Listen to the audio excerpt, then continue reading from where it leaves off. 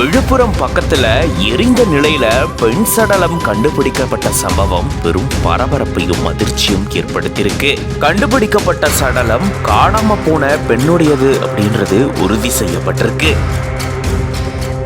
உயிரிழந்த அந்த பெண் கொடூரமான முறையில தாக்கப்பட்டு கொலை செய்யப்பட்டிருக்கிறதாகவும் சொல்லப்பட்டிருக்கு. என்ன நடந்தது விரிவா இந்த வீடியோல பார்க்கலாம். விழுப்புரம் மாவட்டம் அரியலூர் பகுதியை சேர்ந்தவங்க வசந்தி. கடலூர் மாவட்டம் பன்ருட்டி பக்கத்தில் இருக்கக்கூடிய புதுப்பேட்டை கிராமத்தை சேர்ந்தவர் குப்புசாமி. வசந்திக்கும் குப்புசாமிக்கும் கடந்த 10 ஆண்டுகளுக்கு முன்னாடி திருமணம் நடந்த நிலையில புதுப்பேட்டை பகுதியில இந்த தம்பதி வசிச்சுட்டு வந்திருக்காங்க. இவங்களுக்கு 2 குழந்தைகள் இருக்காங்க. வசந்தி விழுப்புரத்துல துணிக்கடை ஒன்றும் நடத்திட்டு வந்திருக்காங்க. கடந்த மார்ச் 4ஆம் தேதி தன்னுடைய தாயார் வீட்டுக்கு போயிட்டு அதுக்கப்புறமா வசந்தி தன்னுடைய வீட்டுக்கு திரும்பி வரல அப்படின்னு குப்புசாமி காவல் நிலையத்துல புகார் தெரிவிச்சிருந்திருக்காரு. புகாரின் அடிப்படையில் போலீசார் இது தொடர்பான விசாரணையை மேற்கொண்டுட்டு வந்திருக்காங்க. இந்த நிலையில தான் காவணிப்பாக்கம் பகுதியில் இருக்க மலட்டாற்றில் ஒரு பெண்ணுடைய சடலம் இருக்கிறதா சொல்லப்பட்டிருந்திருக்கு.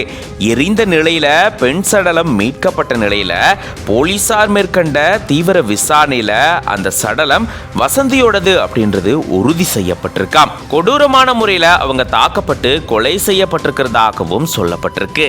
மேலும் எந்த காரணத்தினால இவங்க கொலை செய்யப்பட்டாங்க, நரபலி கொடுக்கப்பட்டாங்களா அப்படின்னு பல்வேறு கோணங்கள்ல போலீசார் இப்போ தீவிர விசாரணையில ஈடுபட்டு வராங்க. இப்படி பெண் ஒருத்தங்க காணாம போன நிலையில எரிந்த நிலையில அவங்களுடைய சடலம் மீட்கப்பட்டிருக்கக்கூடியது பெரும் அதிர்ச்சியும் பரபரப்பையும் ஏற்படுத்தி இருக்கு.